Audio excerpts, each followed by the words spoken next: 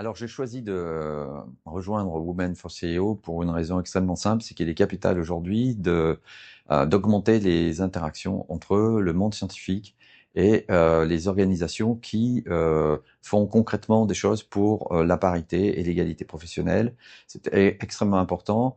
Dans ce domaine-là, on est souvent sur des débats très idéologiquement saturés. Or, il faut des données scientifiques pour éclairer le débat.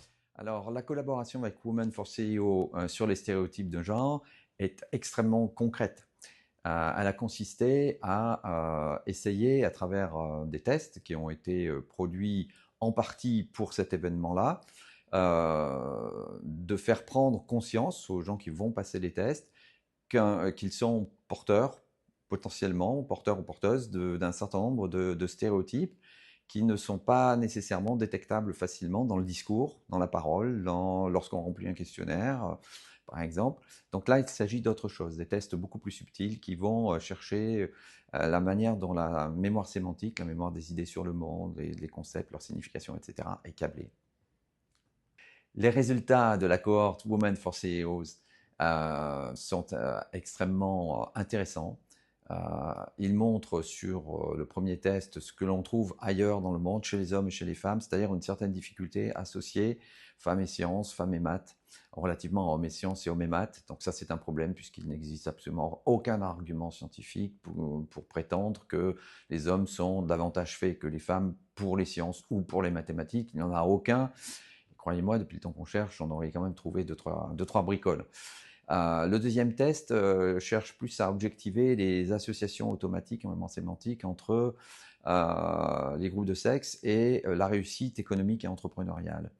Et là, les résultats sont absolument fascinants puisqu'on découvre que, alors que les hommes, bien sûr, s'attribuent la réussite économique et entrepreneuriale, au sens où, en tout cas, ils ont beaucoup plus de facilité pour associer leur groupe de sexe avec cette dimension-là, les femmes font l'inverse et donc sont plus à l'aise, vont plus vite, montrent plus d'automatisme cognitif pour associer leur groupe de sexe à la réussite économique et entrepreneuriale. Alors une première conclusion de ces résultats concernant cette cohorte spécifiquement, c'est que au niveau explicite, c'est-à-dire au niveau du discours, au niveau de ce que l'on peut récupérer comme données, par exemple lorsqu'on remplit un questionnaire, ce qui a été le cas aussi là dans cette étude, hommes et femmes sont parfaitement d'accord.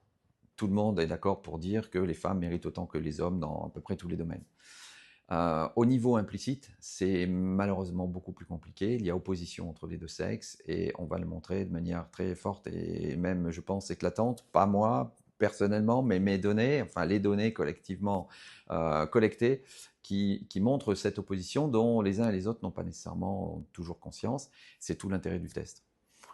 Alors, une deuxième conclusion de cette étude, c'est que la prise de conscience à travers le feedback qui est délivré à la fin des deux tests, on sait qu'elle va aider à changer un peu les comportements. Comment mettre fin à des automatismes stéréotypés si l'on n'a pas conscience à un moment donné qu'il faut agir parce que l'on est soi-même porteur ou porteuse de ces stéréotypes. Donc ça, c'est la première condition. Les tests aident à cette prise de conscience.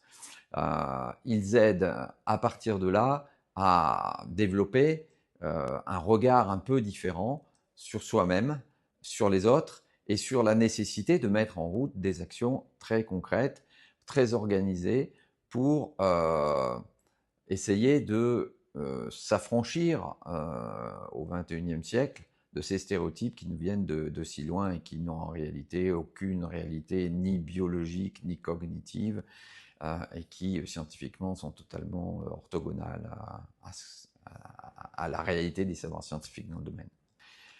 Alors l'intérêt pour chaque participant de passer ces tests au niveau personnel, c'est qu'il bénéficie à la fin des deux tests d'un petit feedback qui les aide à se situer eux-mêmes en matière de stéréotypie du genre dans les deux domaines investigués, c'est-à-dire mathématiques et sciences, et réussite économique et entrepreneuriale.